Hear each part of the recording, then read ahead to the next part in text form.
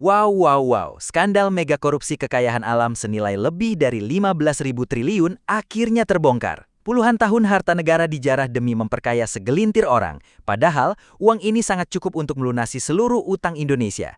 Tapi tenang teman-teman, kini di bawah komando Presiden Prabowo, celah kebocoran akan ditutup total.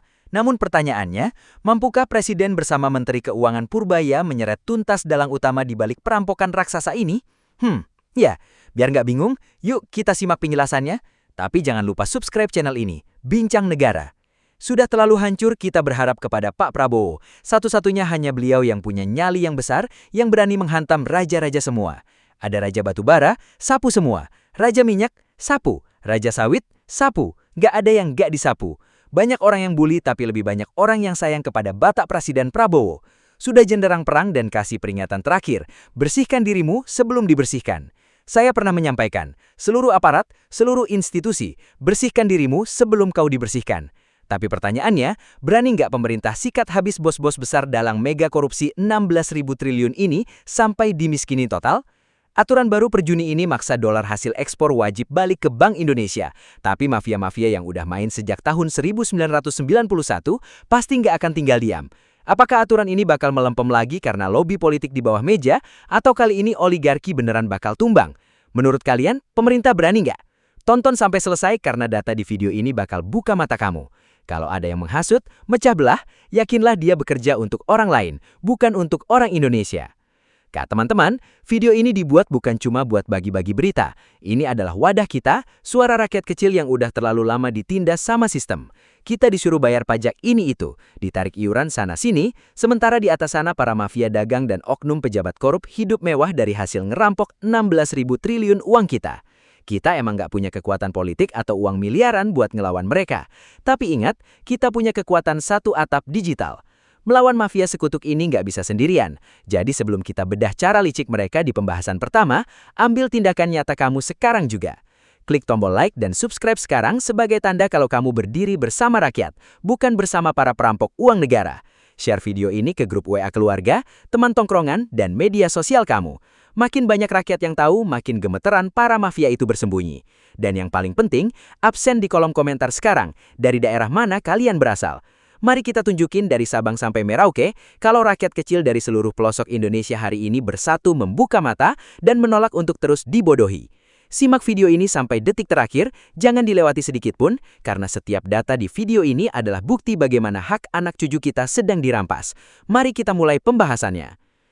Baiklah, saya akan bersihkan aparat Republik Indonesia dalam rangka menjaga kekayaan Indonesia tidak salah kelola, tidak bocor, tidak dicuri. Mau tidak mau, kita harus bertekad untuk memberantas korupsi dari bumi Indonesia. Sepanjang tahun 2023 kemarin, negara kita sebenarnya mencatatkan angka ekspor yang sangat luar biasa dari 3 komoditas andalan, yaitu batu bara, minyak kelapa sawit, dan nikel. Gabungan dari 3 barang mentah ini saja menyumbang devisa yang nilainya tembus ribuan triliun rupiah per tahunnya. Angka yang sangat fantastis ini, secara logika seharusnya bisa membuat fasilitas umum di negara kita berkelas dunia.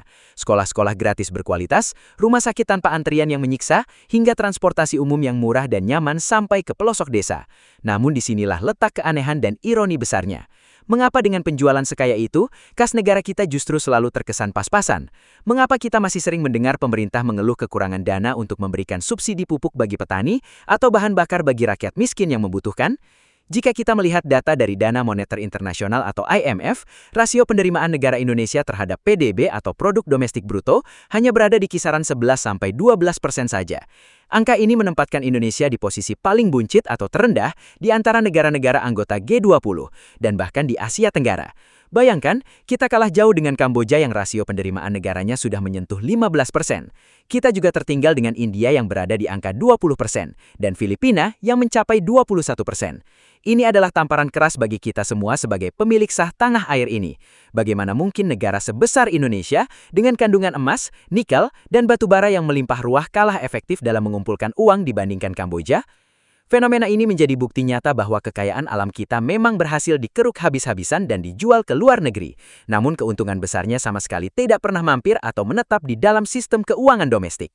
Kekayaan kita mengalir bebas keluar meninggalkan rakyatnya dalam kesulitan ekonomi yang tidak berusaha, sementara kita yang di bawah terus dipaksa berhemat dan ditarik pajak yang semakin mencekik dompet. Teman-teman, jika kalian ingin Indonesia bebas dari cengkraman para koruptor, caranya cuma satu, yaitu sahkan RUU perampasan aset agar para koruptor itu miskin dan gak punya kekuatan lagi buat ngelawan hukum. Gimana teman-teman? Silahkan tulis dukungan kalian di kolom komentar jika kalian setuju. Melihat kenyataan bahwa tabungan negara kita tidak pernah penuh dan harga barang-barang terus melonjak, muncul satu pertanyaan besar di benak kita semua. Kemana perginya uang-uang hasil penjualan kekayaan alam kita yang katanya melimpah ruah itu? Akar dari segala penderitaan ekonomi rakyat kecil selama ini adalah sebuah fenomena yang disebut hanyutnya kekayaan nasional ke luar negeri. Secara sederhana, Indonesia ini memang luar biasa hebat dalam memproduksi dan memeras keringat bumi untuk dijual ke luar negeri. Namun sayangnya, uang yang kita dapatkan dari hasil keringat bumi kita sendiri itu ibarat air yang dituangkan ke dalam ember yang bocor parah. Uangnya cuma numpang lewat sebentar, lalu langsung mengalir deras keluar dan tidak pernah berputar di dalam ekonomi masyarakat kita. Jika kita melihat data keuntungan bersih dari perdagangan internasional selama beberapa dekade terakhir, Indonesia sebenarnya mengantongi uang yang sangat bersih yang harusnya masuk ke sistem perbankan dalam negeri. Tetapi di waktu yang bersamaan, tercatat ada arus dana keluar dalam jumlah yang mengerikan dan tidak masuk akal. Dari total keuntungan yang harusnya kita miliki, yang benar-benar tersisa dan mengendap di dalam negeri itu tidak ada separuhnya. Sisanya yang ratusan miliar dolar atau ribuan triliun rupiah itu menguap begitu saja dan terparkir dengan aman di rekening-rekening bank luar negeri milik segelintir orang kaya dan pengusaha serakah. Pertanyaannya, bagaimana cara para mafia dagang dan pengusaha nakal ini melarikan uang sebanyak itu tanpa terdeteksi oleh hukum selama puluhan tahun? Jawabannya adalah sebuah praktik curang dalam perdagangan internasional yang disebut dengan istilah under-invoicing atau dalam bahasa awamnya adalah manipulasi penurunan nilai nota penjualan. Ini adalah bentuk penipuan yang sangat terstruktur rapi dan dilindungi oleh dokumen-dokumen resmi. Mari kita bedah cara mainnya dengan analogi yang sangat mudah dipahami oleh kita sebagai orang awam. Bayangkan ada seorang pengusaha besar yang mengeruk batu bara atau nikel dari tanah yang kita injak ini, lalu menjualnya ke pembeli luar negeri dengan harga asli 100 juta rupiah. Namun saat pengusaha ini melaporkan dokumen ekspornya kepada petugas bea cukai dan pemerintah Indonesia, nilai yang ditulis di dalam dokumen resmi tersebut sengaja diubah dan diturunkan secara drastis. Misalnya, hanya ditulis 40 juta rupiah saja. Karena di atas kertas dokumen resminya hanya bernilai 40 juta rupiah, maka pengusaha tersebut hanya wajib mentransfer uang hasil ekspornya sebesar 40 juta rupiah ke dalam negeri. Lalu kemana sisa uang keuntungan yang sangat besar itu lagi? Sisa keuntungan yang sangat besar itu langsung ditransfer oleh pembeli luar negeri ke rekening rahasia milik si pengusaha yang berada di negara-negara perlindungan pajak seperti Singapura atau negara suaka pajak lainnya. Dengan taktik ini, uang itu sama sekali tidak pernah menyentuh tanah Indonesia. Dampak langsung dari praktik licik manipulasi laporan ini benar-benar menjepit dan mencekik kehidupan kita sebagai rakyat kecil. Karena nilai yang dilaporkan kepada pemerintah sangat kecil, maka kewajiban membayar pajak penghasilan perusahaan, pembayaran royalti atas pengerukan hasil bumi hingga penerimaan negara bukan pajak yang harusnya masuk ke kas negara menjadi ikut-ikutan ciut dan sangat kecil. Ini adalah alasan utama dan paling mendasar mengapa rasio penerimaan negara kita bisa sampai kalah memprihatinkan dengan negara tetangga seperti Kamboja. Pengusahanya semakin hari semakin kaya raya tidak karuan sampai bingung menghabiskan uangnya, sementara negara kita kehilangan haknya untuk mendapatkan modal dalam membangun sekolah, menyediakan fasilitas kesehatan gratis, membangun transportasi umum yang murah atau sekedar memberikan subsidi pupuk bagi rakyat miskin yang membutuhkan. Lebih gilanya, skandal manipulasi laporan ekspor ini bukan baru terjadi 1 atau 2 tahun belakangan ini. Praktik haram ini sudah dibiarkan subur, makmur, dan mengakar kuat sejak tahun 1991. Selama lebih dari 3 dekade, sistem pengawasan kita seolah-olah sengaja menutup mata dan membiarkan kekayaan kita dirampok secara halus lewat dokumen-dokumen palsu oleh para mafia yang tidak memiliki rasa nasionalisme sedikit pun. Jika diakumulasikan selama puluhan tahun tersebut, total nilai dari praktik manipulasi nota ekspor di Indonesia ini sudah menembus angka yang luar biasa mengerikan, yaitu lebih dari 16.000 triliun rupiah. Sebuah angka yang sangat masif yang jika digunakan dengan benar dan jujur, bisa digunakan untuk melunasi seluruh utang negara kita dalam sekejap tanpa sisa, sekaligus menjamin kesejahteraan hidup seluruh rakyat kecil hingga beberapa generasi ke depan. Namun kenyataan pahitnya, uang itu raib. Dampak langsung dari raibnya uang-uang ini langsung menghantam dompet kita sehari-hari. Karena pasokan mata uang asing di dalam negeri sangat tipis akibat disembunyikan di luar negeri, nilai tukar rupiah kita menjadi sangat rapuh dan terus-menerus melemah. Ketika nilai rupiah kita terkapar dan merosot tajam terhadap dolar, harga barang-barang impor naik, biaya produksi pabrik-pabrik melambung, dan ujung-ujungnya kita sebagai masyarakat bawah yang harus menanggung beban hidup dengan harga sembako yang semakin mencekik. Ini adalah bukti nyata betapa jahatnya dampak korupsi sistematis ini. Tanah kita yang dikeruk, lingkungan kita yang rusak akibat tambang, tapi uangnya dinikmati di Singapura dan kita yang menanggung susahnya. Oke guys, kembali lagi kepada saya. pemilik channel Bincang Negara atau orang yang melanjutkan pembahasan video yang sudah kita tonton tadi. Sebelumnya saya meminta maaf sekali kalau saya menjelaskannya sambil meminum es teh atau meminum kopi. Oke guys, mari kita lanjut pembahasannya. Sudah siap? Melihat skala kebocoran yang begitu mengerikan hingga menembus angka belasan ribu triliunan rupiah, kita tentu sadar bahwa masalah ini bukan lagi sekedar urusan salah hitung di atas kertas atau kelalaian administrasi biasa. Ini adalah sebuah bentuk penindasan ekonomi yang nyata yang secara langsung memiskinkan rakyat kecil dari generasi ke generasi. Menanggapi situasi yang sudah masuk dalam kategori darurat ini, Bapak Presiden Prabowo Subianto akhirnya mengambil sikap yang sangat tegas dan keras. Di hadapan para anggota dewan, beliau dengan meledak-meledak menyatakan perang terbuka terhadap segala bentuk kebocoran kekayaan negara Indonesia ini. Beliau menegaskan bahwa anggaran pendapatan dan belanja negara atau APBN tidak boleh lagi hanya menjadi tumpukan dokumen keuangan pajangan yang tidak punya taji untuk melindungi rakyat kecil. APBN harus diubah menjadi alat perisai untuk melindungi hak-hak masyarakat bawah dan memastikan setiap sen dari hasil kekayaan alam Indonesia beneran pulang kampung dan dirasakan manfaatnya oleh orang banyak di lingkungannya. Sebagai langkah nyata untuk menyumbat ember bocor yang sudah puluhan tahun dibiarkan tersebut, pemerintah akhirnya mengeluarkan sebuah jurus kebijakan yang sangat radikal, berani, dan mengejutkan banyak pihak-pihak. Mulai dari tanggal 1 Juni 2026 kemarin, pemerintah secara resmi memperketat dan memperlakukan aturan wajib bagi seluruh divisi hasil ekspor sektor sumber daya alam atau yang biasa disingkat DHESDA.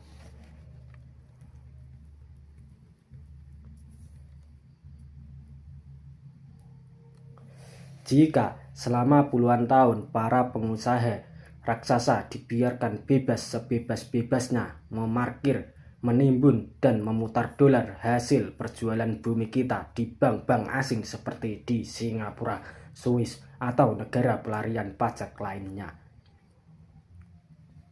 Bank asing seperti di Singapura, Swiss, atau negara pelarian lainnya, maka per tanggal 1 Juni tahun ini, aturan mainnya diubah total secara paksa. Para eksportir raksasa di bidang tambang, sawit, dan energi itu kini diwajibkan oleh hukum untuk memasukkan dan mengendapkan uang dolar mereka ke dalam sistem perbankan dalam negeri kita sendiri. Khususnya melalui bank himpunan milik negara atau himbara seperti Bank Mandiri, BRI, dan BNI. Harapan dan logika dari kebijakan baru ini sebenarnya sangat sederhana dan sangat berpihak pada stabilitas ekonomi kita semua. Dengan diparkirnya dolar-dolar hasil bumi tersebut di bank milik negara, maka pasokan mata uang hasil asing di dalam negeri akan melimpah ruah banyak. Cadangan devisa negara kita yang selama 6 tahun terakhir ini terkesan jalan di tempat dan pas-pasan, diharapkan agar akan langsung melonjak drastis. Nah, ketika pasokan dolar di dalam negeri kita kuat dan melimpah, maka nilai tukar rupiah kita yang sempat terkapar melemah hingga menembus angka 17.700 secara perlahan akan memiliki tenaga dan fondasi yang sangat kuat untuk menguat kembali.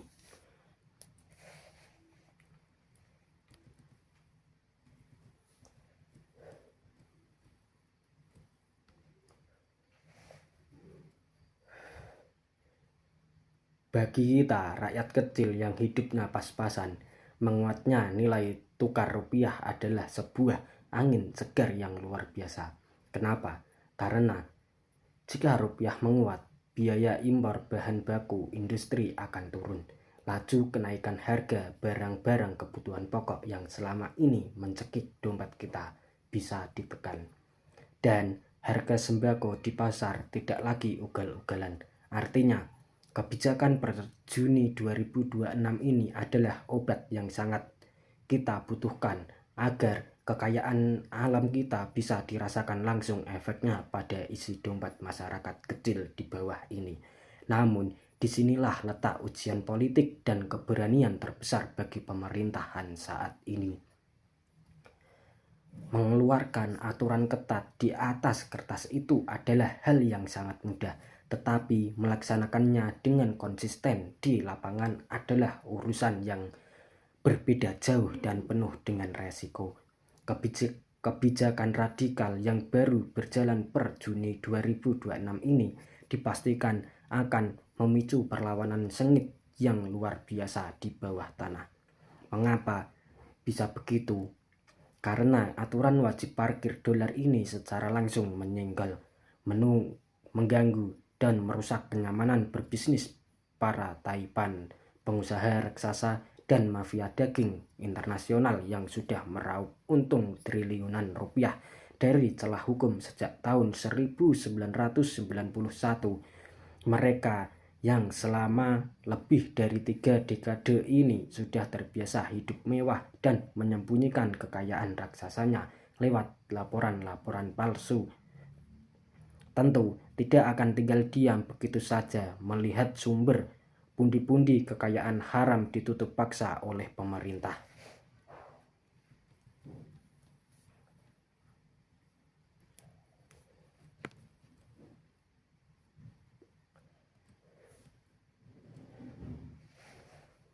Mereka punya uang, mereka punya jaringan, dan mereka punya pengaruh yang sangat kuat. Oleh karena itu, tantangan terbesar bagi Bapak Presiden Prabowo Subianto beserta seluruh jajaran penegak hukumnya ke depan bukanlah seberapa banyak barang atau komoditas yang bisa kita gali dan kita ekspor ke luar negeri, melainkan seberapa berani, tegas, dan konsisten pemerintah dalam menyeret serta menindaklanjuti para konglomerat yang melanggar aturan ini. Apakah pemerintah memiliki keberanian politik yang cukup kuat untuk menghadapi tembok tebal kekuatan oligarki ini? Ataukah aturan ketat per Juni yang tadinya terdengar sangat gerang ini nantinya akan bernasib sama seperti aturan-aturan terdahulu yang perlahan-lahan melonggar, tumpul, dan akhirnya hilang taji karena adanya lobi-lobi politik dan transaksi di bawah meja? Rakyat kecil dari seluruh pelosok negeri kini sedang berdiri bersama, membuka mata lebar-lebar dan siap mengawal penuh janji ketegasan ini di ruang digital. Kita semua sudah terlalu lelah terus-menerus disuruh berhemat, dipaksa membayar berbagai jenis pajak yang terus naik dan bertambah, sementara kekayaan alam yang ada di bawah tanah yang kita injak sehari-hari ini justru habis dikuras dan dibawa lari ke luar negeri demi kemakmuran segelintir orang. Ini adalah momentum pembuktian yang sesungguhnya. Apakah negara-negara benar-benar hadir untuk melindungi dan mensejahterakan rakyatnya, atau justru kembali kalah telak di hadapan cengkeraman kekuatan para mafia dagang?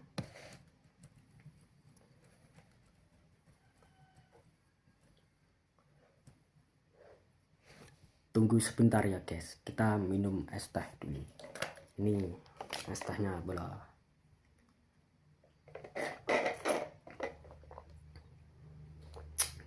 Alhamdulillah.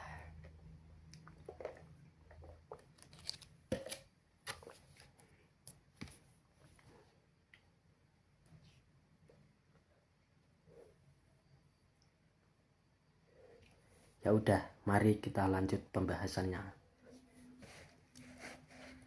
Di tengah pusaran data, fakta, dan angka kebocoran uang negara yang nilainya berada di luar nalar sehat kita, ada satu ruang di dalam dada setiap rakyat kecil yang tidak pernah padam, yaitu ruang harapan kita. Kita sebagai masyarakat kecil bawah yang setiap hari harus memeras keringat di bawah terik matahari, yang harus memutar otak setiap pagi demi mencukupi kebutuhan dapur yang kian melambung tinggi. Tentu sudah berapa di titik jenuh yang paling dalam. Kita lelah hanya menjadi penonton-penonton di atas tanah air kita yang kaya raya ini. Kita lelah mendengar berita tentang angka belasan triliunan rupiah hasil bumi kita menguap begitu saja ke luar negeri. Sementara untuk mendapatkan akses kesehatan, pendidikan yang layak, atau sekedar membeli beras dengan harga murah saja, rakyat kecil masih harus mengantri dan mengemis keadilan. Namun, di antara rasa lelah itu, kami menolak untuk menyerah. Dari lubuk hati yang paling dalam, rakyat kecil di seluruh pelosok Nusantara menaruh sebuah harapan yang sangat besar, sebuah desakan moral yang teramat suci kepada mereka yang duduk di kursi kekuasaan, para ketua umum partai politik, dan seluruh jajaran elit nasional. Kami ingin percaya dan kami sangat ingin terus percaya bahwa di negeri ini masih ada pejabat-pejabat yang sangat jujur, pemimpin-pemimpin yang bersih, dan aparatur negara yang hatinya belum mati oleh ketamakan. Kami tahu mempertahankan integritas di tengah sistem yang korup adalah perjuangan yang sangat berat. Tetapi demi masa depan anak cucu kami, jangan pernah lelah menjadi orang baik di dalam pemerintahan.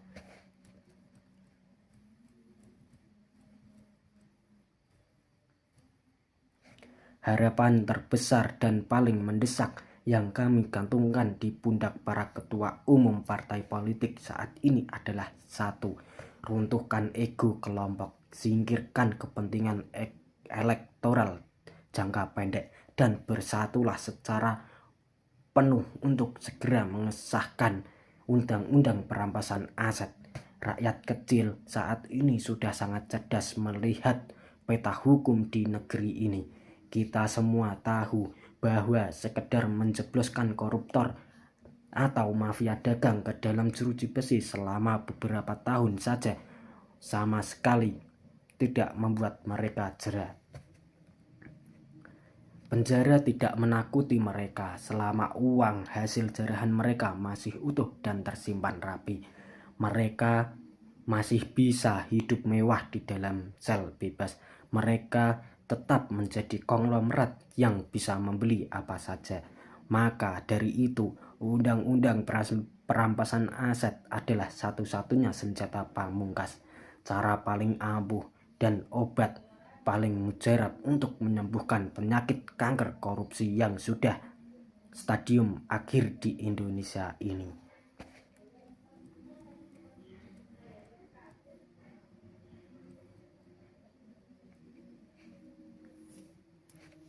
Kita jeda dulu ya. Mari kita lanjut lagi. Dengan adanya undang-undang ini, negara tidak perlu lagi menunggu proses peradilan yang bertele-tele dan penuh lobi bawah meja hanya untuk menyita harta yang tidak wajar.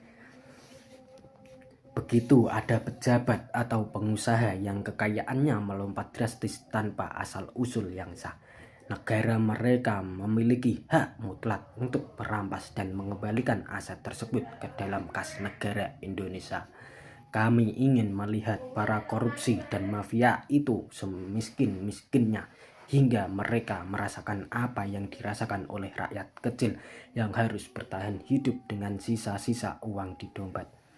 Jika para ketua umum partai politik benar-benar memperjuangkan rakyat, bukan memperjuangkan isi dompet partainya, maka tidak ada alasan satupun untuk menunda-nunda pengesahan undang-undang ini. Menunda undang-undang perampasan aset sama saja dengan memberikan perlindungan halus kepada para perampok uang rakyat.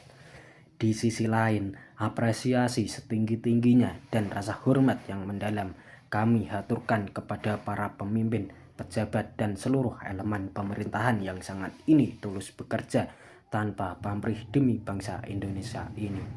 Kepada beliau-beliau yang tetap teguh memegang sumpah jabatannya, yang tidak mempan disuap oleh para taipan, dan yang berani pasang badan melawan mafia demi membela hak rakyat kecil. Kalian adalah pahlawan nyata di era modern ini. Doa kami, rakyat kecil yang tertindas ini akan selalu nyata di era modern ini. Doa kami, rakyat kecil yang tertindas ini akan selalu menyertai setiap langkah perjuangan kalian. Semoga Tuhan Yang Maha Esa selalu memberikan kesehatan yang paripurna, kekuatan lahir batin, serta perlindungan yang kokoh dari segala tipu daya orang-orang yang jahat.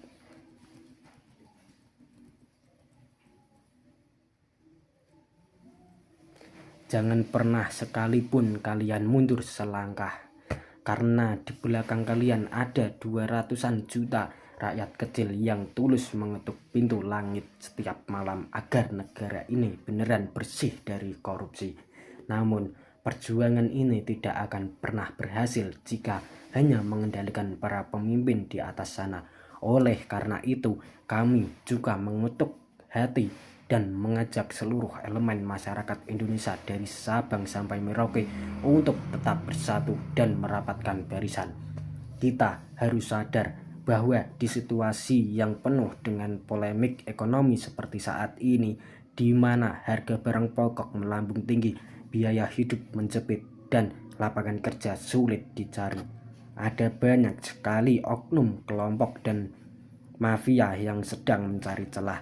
Mereka sengaja memanfaatkan penderitaan ekonomi kita untuk mengadu domba, memprovokasi, dan membenturkan rakyat dengan pemerintah. Taktik pecah belah ini adalah cara kuno yang selalu digunakan oleh para penguasa bayangan. Ketika kita sesama anak bangsa sibuk bertengkar, saling menghujat di media sosial, dan membuat kegaduhan di dunia nyata, maka fokus kita untuk mengawal kebijakan-kebijakan penting akan buyar. Saat kita terpecah belah dan sibuk berkonflik, disitulah para mafia dagang, oligarki, sarakah, dan pejabat korup akan tertawa lebar karena mereka bisa dengan sangat tenang kembali melarikan dengan merampok harta kekayaan alam milik kita tanpa ada yang mengawasi. Kita jeda dulu ya bolo-bolo, ini masih ada adzan. Oke guys, sudah selesai, mari kita lanjut. Teman-teman, saya tidak ada bosan-bosannya mengingatkan hukuman penjara saja terbukti belum cukup memberikan efek jera kepada pelaku kejahatan ekonomi. Jadi, para korupsi itu tidak pernah takut sama penjara, teman-teman. Oleh karena itu, pengesahan undang-undang perampasan aset menjadi hal yang sangat mendesak. Melalui aturan ini, teman-teman, negara memiliki kekuatan hukum untuk langsung menyita kekayaan yang tidak wajar dari para korupsi dan mafia dagang untuk dikembalikan ke kas negara. Memiskinkan pelaku korupsi, teman-teman, adalah cara paling efektif untuk menghentikan penjarahan harta negara.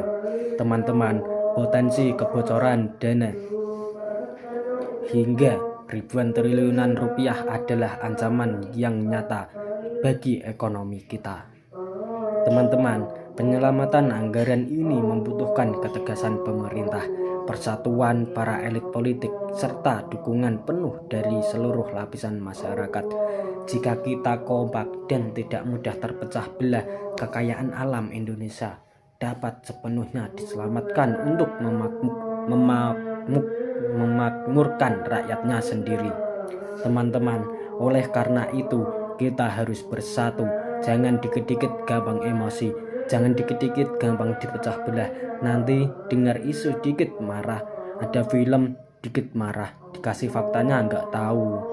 nggak mau percayanya sama film tok. Ya gimana teman-teman, ayolah dewasa, mari kita bersatu. Terima kasih teman-teman. Jangan lupa dukung channel ini Bincang Negara dengan cara subscribe, like, komen, dan jangan lupa bagikan video ini agar gerakan kita semakin besar, agar lebih banyak rakyat Indonesia yang teredukasi teman-teman. Sampai jumpa kembali di video selanjutnya. Saya admin Bincang Negara undur diri. Sampai jumpa di video selanjutnya. Merdeka! NKRI harga mati.